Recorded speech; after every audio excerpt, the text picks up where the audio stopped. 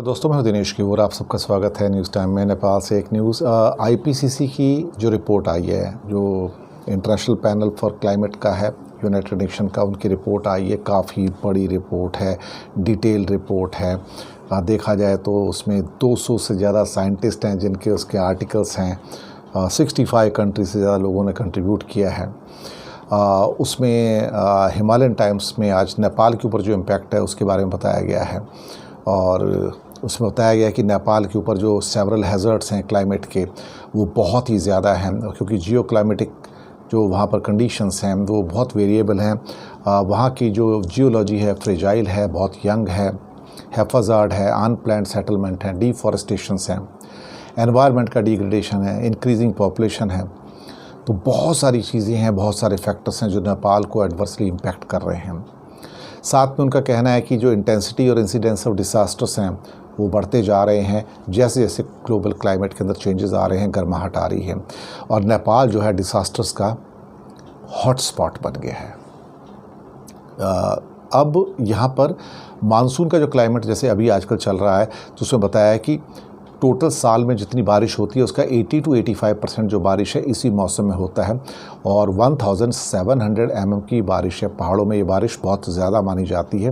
अगर मैं जहाँ मुंबई रहता हूँ, हमारे यहाँ का जो एवरेज है इस टाइम यहाँ पर 2500 mm से 3000 के बीच में हर साल यहाँ पे बारिश होती है।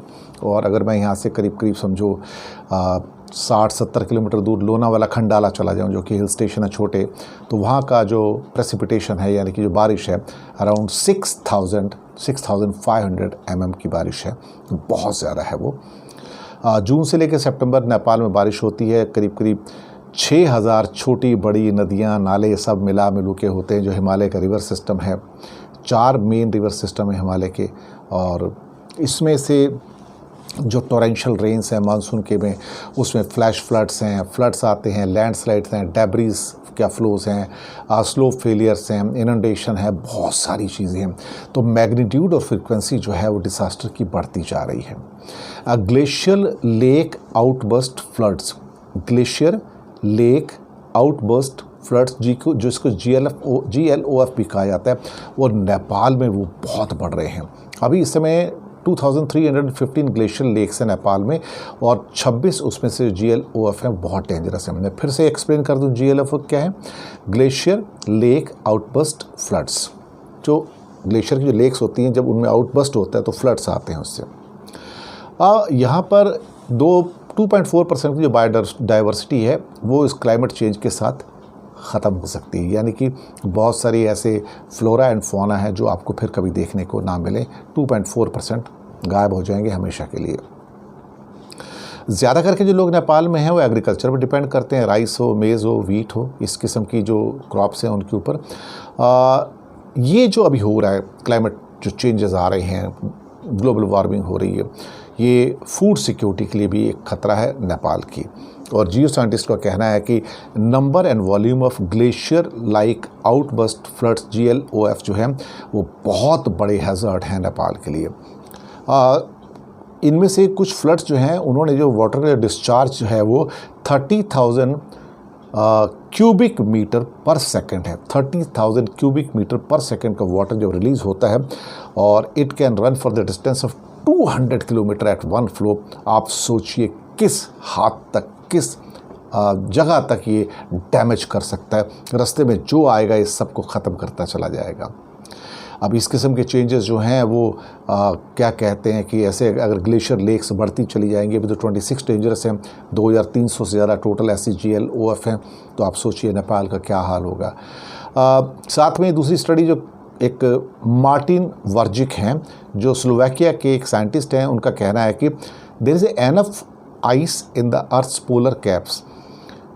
अब वो कहते हैं कि जो नॉर्थ पोल और साउथ पोल के अंदर इतनी आइस है इस टाइम, वहाँ पर जो स्नो जमी हुई आइस कहते हैं, आइस कैप कह सकते हैं उसको, अगर वो सारी पिघल जाए तो धरती का जो टेम्परेचर है वो तो उसका तो जो हाल होगा सो होगा।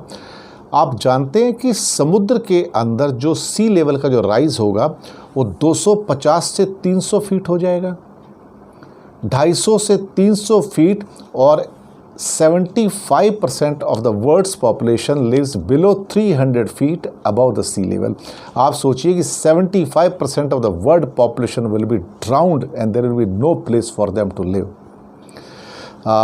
इसमें जो लार्ज मेट्रोपॉलिटन सिटीज़ हैं, इसमें ख़ास तौर से जैसे जिस सिटी में मैं रहता हूँ मुंबई, वो तो मुश्किल से 1-2 मीटर ऊपर है सी लेवल से।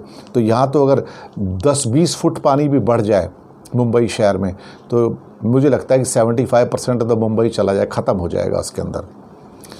अब ये ड्रेडेड फिगर्स जो आए हैं वो मार्टिन वर्जिक के द्वारा आए हैं। दूसरी बात, if the current trend continues, the 80% of Himalayan glacier, the water source for the 6th of world's population could disappear. अगर 80% ग्लेशियर जो हैं हिमालय के पिघल जाएं, जिस हिसाब से हालात हैं, तो आप यकीन नहीं मानेंगे कि हिमालय में भी having no ice by the year 2300, यानी कि आज से समझो 180 साल के बाद, 180 ईयर्स के बाद, you will not find any ice. और हो सकता है हमारी आने वाली कुछ जनरेशन वो सिर्फ हमको रिव्यू करेगी और शायद हो सकता है अब्यूज़ भी करें कि हमने उनके लिए क्या छोड़ा है। 200 करोड़ लोग जो साउथ एशिया के अंदर हैं, उनकी ज़िंदगी बिल्कुल बर्बाद होने पर आ जाएगी, जिसमें इंडिया, पाकिस्तान, बांग्लादेश, नेपाल मेन होंगे। श्रीलंका भी बैडली अफेक्टेड होगा। और ये जितने भी फिगर्स हैं ये हमें वार्निंग देते हैं, क्योंकि आज दुनिया के सारे न्यूज़पेपर में यही एक खबर है आईपीसीसी की, यूनाइटेड नेशन के द्वारा जो क्लाइमेट रिलेटेड जो रिपोर्ट है, इसने धमाका किया है। और इसने एक किस्म से कहा जाए तो अब वार्निंग सिग्नल जो कि हाईएस्ट होता है वो लगा दिया है। जैसे तूफ़ान के वार्निंग सिग्नल होते हैं ना, number 5, number 6, number 7, number 8 signal is on, ये सिग्नल ओपन हो गए हैं।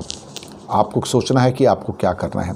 नेपाल उसमें से बहुत ज़्यादा वल्नरेबल है, नॉर्थ इंडिया वल्नरेबल है, साउथ इंडिया वल्नरेबल है, बांग्लादेश वल्नरेबल है, पाकिस्तान के लोअर पार्ट्स वल्नरेबल हैं, जो अपर पार्ट्स गिलगिट बाल्टिस्तान है वो वल्नरेबल है।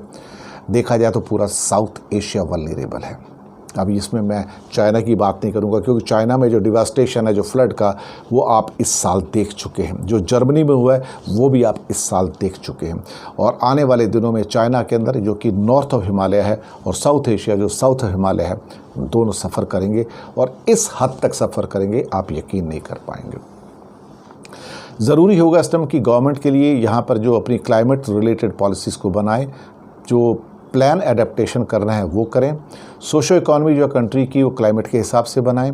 और जो डिफॉरेस्टेशन है उसको तुरंत रोकें, क्योंकि डिफॉरेस्टेशन तो हम ऐसे कर रहे हैं जैसे कि हमारे घर की बात है और हम जितना मर्जी चाहे इसको बर्बाद कर लें। लेकिन अगर हम पहाड़ों को, पेड़ों को बर्बाद करते हैं तो उसके कॉन्सिक्वेंसेस भी हमारे सामने हैं। इस ढंग से जहाँ तो फॉरेस्टेशन करने से मिलियंस की लाइफ बच सकती है और डिफॉरेस्टेशन ज़्यादा होता रहा तो मिलियंस नहीं बिलियंस की लाइफ ख़त्म हो जाएगी और उस पर कोई रोने वाला भी नहीं होगा। तो जो पेरिस क्लाइमेट मीट और क्योटो प्रोटोकॉल्स थे उसको फॉलो करने की ज़रूरत है, वरना शायद हम एक ऐसे डिवास्टेटिंग डिसास्टर के मुहाने पर बैठे हैं। पूरा साउथ एशिया की बात करूँगा, हालांकि रिपोर्ट नेपाल से आई है कि मैं आपको बता दूं कि शायद आने वाली जनरेशन कभी भी हमें माफ़ नहीं करेंगी, कभी माफ़ नहीं करेंगी। शुक्रिया आपका।